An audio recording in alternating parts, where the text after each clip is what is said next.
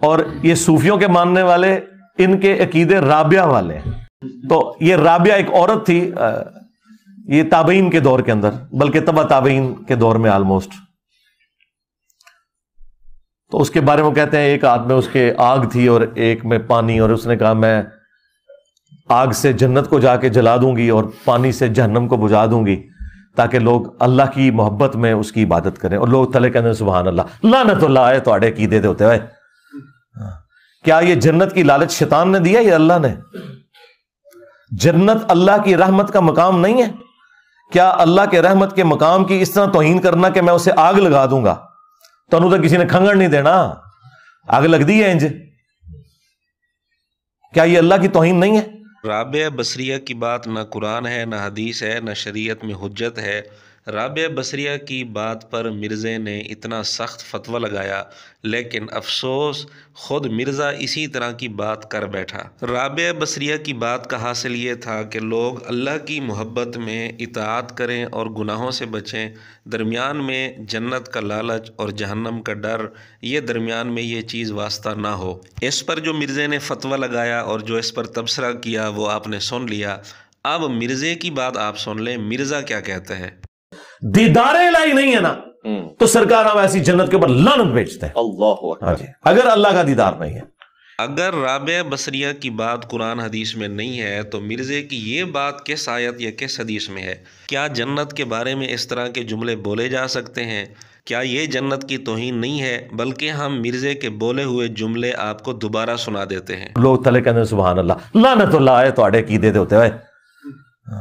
क्या ये जन्नत की लालच शैतान ने दिया या अल्लाह ने? मिर्ज़ा जी, हम भी आपसे पूछते हैं, दीदार इलाही वाली नेमत के अलावा जन्नत की बाकी नेमतें जो अल्लाह ने जिक्र की हैं, वो किस लिए जिक्र की हैं? क्या अल्लाह ने उनकी लालच नहीं दी?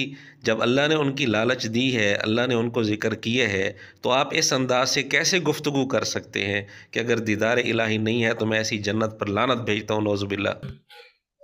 जन्नत अल्लाह की रहमत का मकाम नहीं है? क्या अल्लाह के रहमत के मकाम की इस तरह तौहीन करना कि मैं उसे आग लगा दूंगा? तो हम भी मिर्ज़े से पूछते हैं, क्या जन्नत अल्लाह की रहमत का मकाम नहीं है?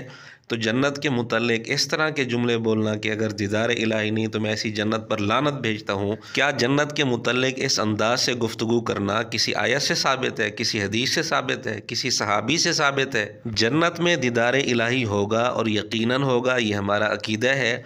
लेकिन दीदार इलाही साबित करने के लिए क्या इस अंदाज से जन्नत के मुतल्लिक जुमले बोले जा सकते हैं? अगर मिर्ज़ा ये कहे कि मेरे पेश नज़र चूँकि सिर्फ़ और सिर्फ दीदार इलाही वाली नेमत है, मैं उसको सबसे बड़ी नेमत समझता हूँ, इसलिए मैंने जुमला बोला, तो यही उज़ुर राबिया बसरिया के हक़ में भी तो पेश किया जा सकता है।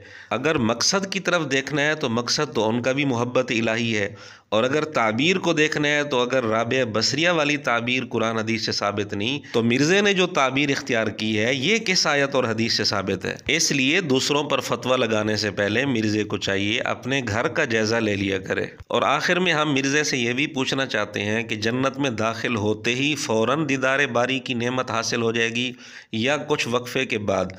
अगर फ़ौरन दाखिल होते ही दीदार बारी हो जाएगा, इसका कुरान हदीस से सबूत पेश करे। और अगर कुछ देर के बाद, कुछ वक्फ़े के बाद दीदार बारी की नेमत हासिल होगी, तो उतनी देर तक क्या मिर्ज़ा जन्नत के मुतल्लिक़ नऊज़ुबिल्लाह यही जुमला कहेगा कि मैं इस जन्नत पर लानत भेजता हूँ, नऊज़ुबिल्लाह?